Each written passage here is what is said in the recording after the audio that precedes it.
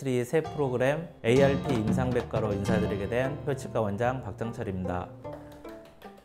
손영희 원장님하고 김영진 원장님과 함께 가이스트리의 간판 예능 프로그램인 인생치과로 인사를 드렸었는데요. 스피노프 프로그램 개념으로 인생치과에서는 다 하지 못했던 내용들을 오늘부터 이야기를 여러분과 함께 좀 나눠보고자 합니다. 형님, 동생과 같이 이렇게 해서 긴장되고 이런 거 좀 덜 했었는데 오늘은 좀 긴장도 많이 되고요. 이번에는 약간 EBS 느낌으로다가 좀 지루하시더라도 예쁘게 잘 들어주셨으면 감사하겠습니다. 오늘 제가 준비해온 내용은 제가 발치아 부전수를 왜 시작하게 됐고 그 다음에 왜 필요하고 발치아를 좀 분류를 해가지고요. 테크니컬한 방법들을 좀 중심으로 해서 좀 이야기를 드려보려고 합니다.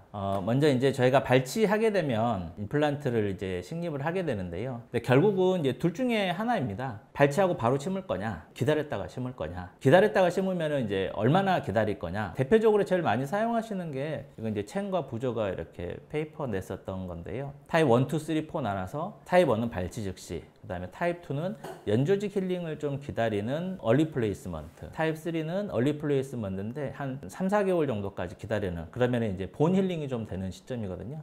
타입 2는 소프트 티슈 힐링, 타입 3는 이제 본 힐링이 어느 정도 되는 시점, 그다음에 타입 4는 이제 완전히 모든 티슈들이 다 이렇게 힐링이 다 완료된 이후 이제 딜레이드로 이렇게 식립하는 거죠. 크게 이게 네 가지 타입 정도로 나눠서 이제 이야기를 하는데요. 이 기간 동안 이제 발치와는 이제 변화가 생기게 되죠. 그 변화는 크게 이 세 가지 관점에서 생각할 수 있을 것 같아요. 발치하고 나서 발치와의 외형이 변화되는 거고요. 처음에 발치했을 때는 이런 모양의 외형이 있는데 시간이 지나면 이렇게 외형 볼륨이 꺼지는, 수축되는 이런 모습을 외형의 변화가 생기게 될 거고요. 그 다음에는 이제 이렇게 발치한 자리에 빈 공간이 생겨 있는데 시간이 지나면서 발치와의 빈 공간은 이제 채워지겠죠. 처음에는 우분본이었다가 점점점 이렇게 단단한 매추레이션 되는 본으로 채워지는, 본필이 되는 이런 과정이 있을 거고요. 그 다음에 이제 소프트 티슈의 변화가 좀 있겠죠. 발치와 입구가 열려 있는 이런 상태에서 시간이 지나면은 점점 연조직이 발치와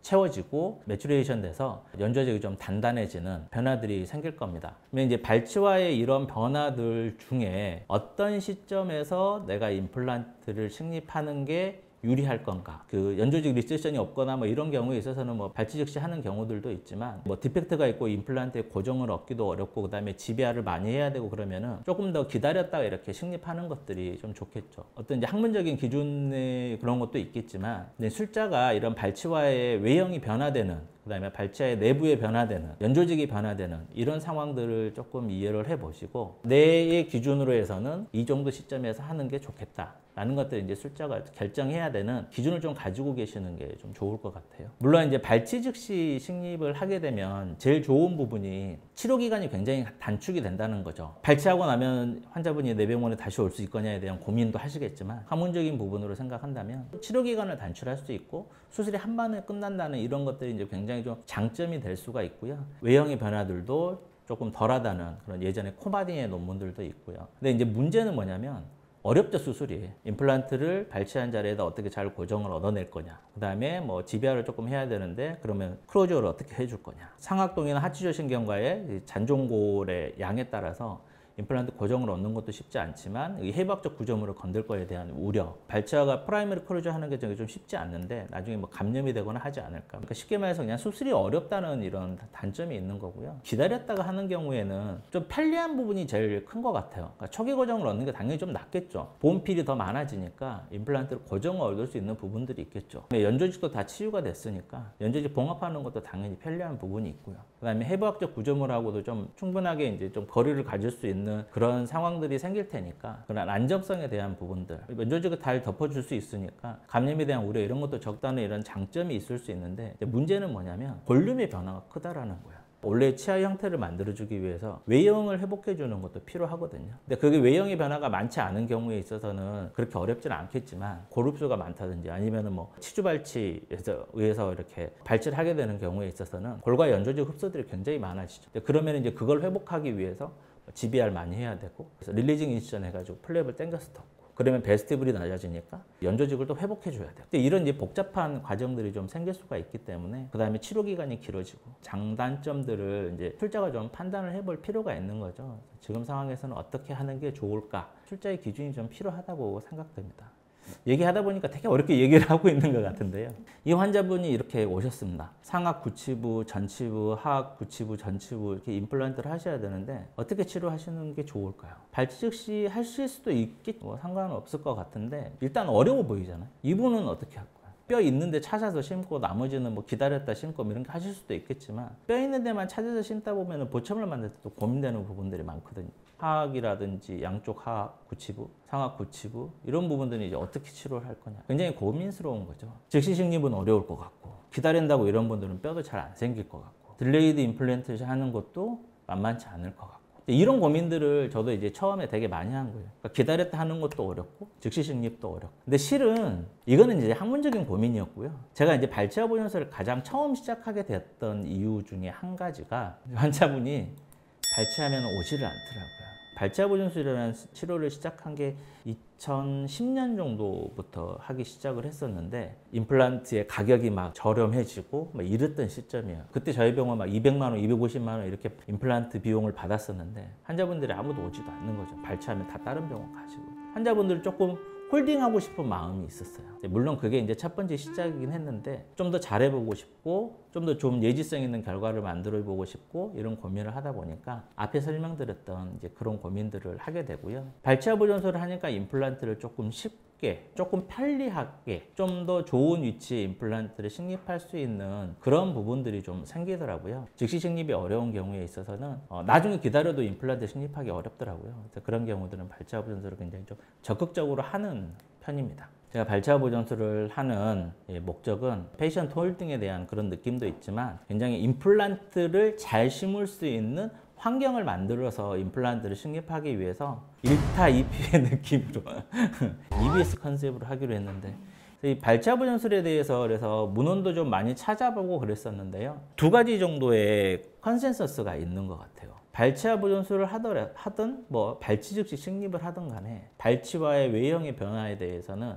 우리가 막을 수는 없어요. 발치와 보존술을 하게 되면 디멘전이 체인지 되는 거를 조금 줄여줄 수는 있다. 안 했을 경우하고 한 경우하고는 분명히 예지성 있는 차이가 있다. 대부분의 문헌에서 이야기하는 그런 컨센서스이고요.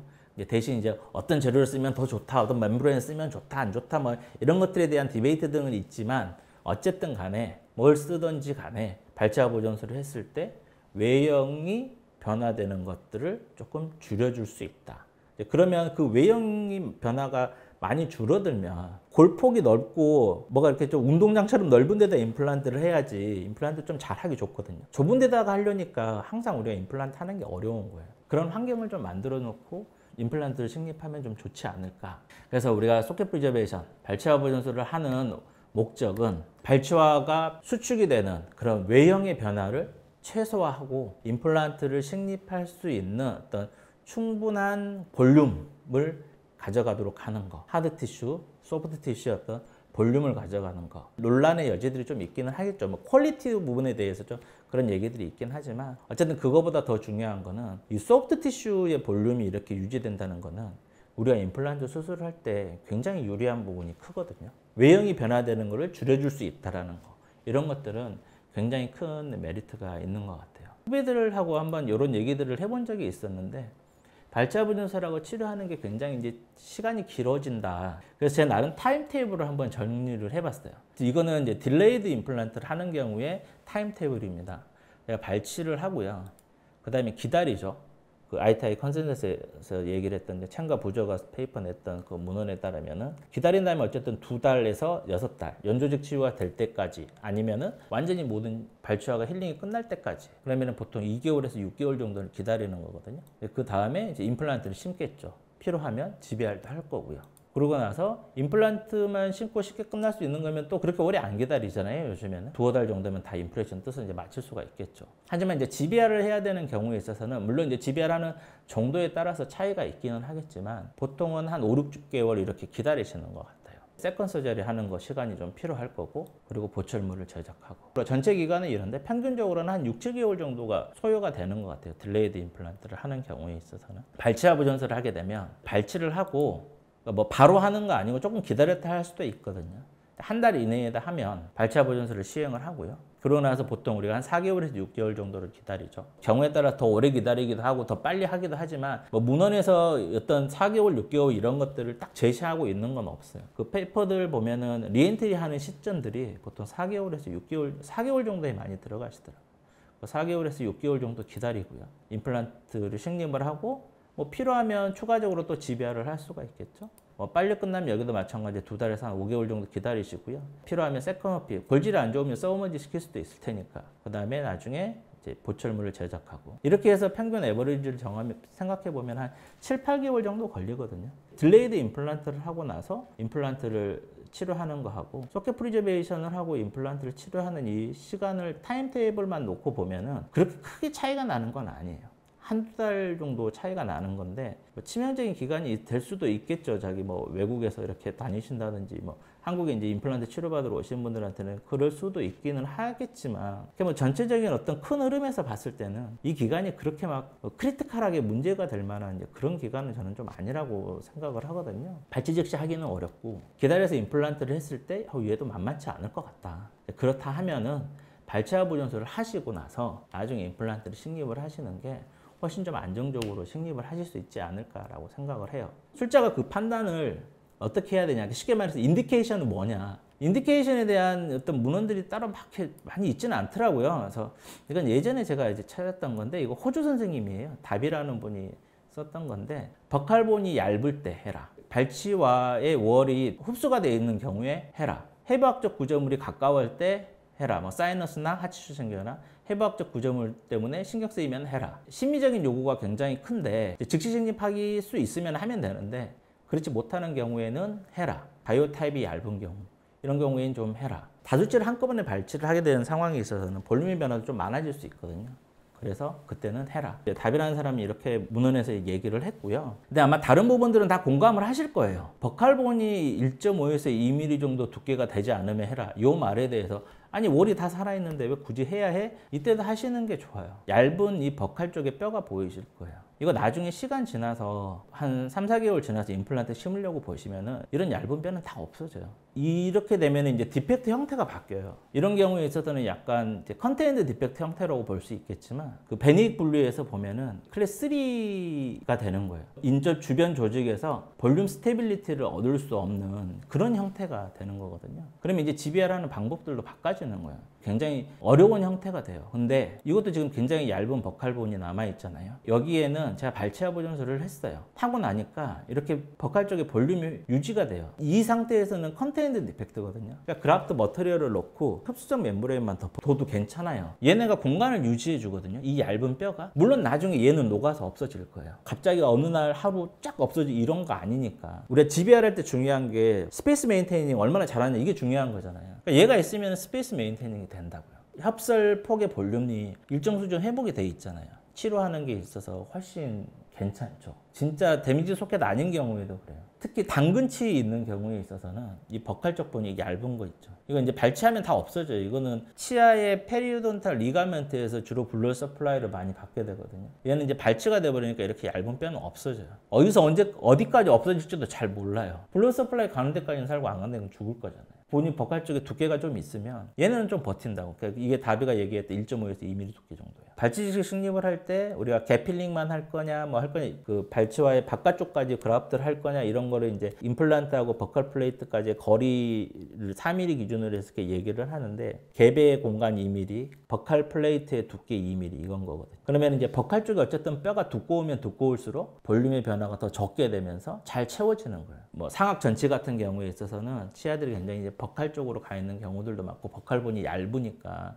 이해를 하실 텐데 근데 이게 생각보다 소구치 쪽에도 있어요. 이게 지금 소구치가 발치와 안에 어떻게 위치되어 있는가에 대한 통계를 낸 문헌들이 있거든요. 치아가 치조골 안에서 어떻게 협설로 위치되어 있고 각도가 어떻게 되어 있느냐 그런 것들이 이제 평균 낸 문헌들인데요. 이게 보면은 생각보다 치아들이 버칼 쪽에 와서 붙어 있어요. 제1소구치에서 평균이에요. 평균이 보면 이것만 보면 한 20 몇 프로 되거든요. 5명 중에 1명은 상악 제1유소구에 버칼본이 얇은 사람들이 있다는 거예요. 이게 흡수되면 임플란트 심을 때 쉽지 않다라는 거죠. 대구치도 버칼 쪽에 뼈들이 이렇게 많이 있는 경우들이 많아서 대부분 이런 거 별로 안 되잖아요. 이렇게 얇게 있는 경우는. 그러니까 대구치에서는 볼륨이 변화졌고 대구치는 그렇게 월이 무너져 있지 않는 경우에 있어서는 그냥 소켓이 사운드한 경우에 있어서 그냥 기다려도 괜찮다는 거거든요. 하악 소구치도 보면은 굉장히 이렇게 버칼 쪽에 붙어 있는 경우가 50%가 절반이 넘어요. 발치하고 그냥 기다렸다가 심는다고 했을 때 나중에 GBR 되게 열심히 해야 되는 경우들이 많이 생기는 이유들이 이런 거거든요. 하악은 제2소구치들도 그래요. 기다렸다가 임플란트 심기도 좋잖아요. 근데 이런 경우 기껏 해봐야 11%밖에 안 돼요. 그러니까 우리가 마음 편하게 임플란트 심을 수 있는 그런 치아들이 생각보다 그렇게 많지 않다라는 거예요. 내가 발치 즉시 식립을 하지 않는 경우에 있어서는 발치와가 아무리 사운드 하더라도 CT나 이런 걸 확인을 해가지고 버컬본이 너무 얇은 것 같다. 그런 경우에 있어서는 발치와 보존술을 시행하는 게 어떤 의미가 있는 저는 행위라고 생각을 합니다. 그래서 이 발치와 보존술을 어떻게 할 건지에 대해서 이야기를 좀 드릴 건데요. 서울대 이제 구기태 교수님께서 이렇게 자세히 좀 분리하신 게 좀 있어요. 더 디테일하게 얘기할 수 있는 부분들이 좀 좋기는 한데요. 타입 5까지 그냥 5가지 정도 있고 중간에 뭐 서브 타입도 있고 좀 그렇기는 한데요. 엘리안 블루 그냥 간단히 아주 직관적이고 타입 1, 2, 3 이렇게 나눠서 이렇게 얘기를 하고 있는 거여서 타입 1 소켓은 발치와의 벽에 소실도 없고 본의 로스도 없고 연조직 로스도 없어요. 그냥 사운드한 발치와인데 구기태 교수님은 이제 타입 1에 뭐 에이피칼 레전이 있는데 그게 한쪽 월이 무너져 있지 않고 이런 경우 이제 타입 1까지도 넣으시더라고요. 그래서 타입 1이 사운드한 소켓이긴 하나 연조직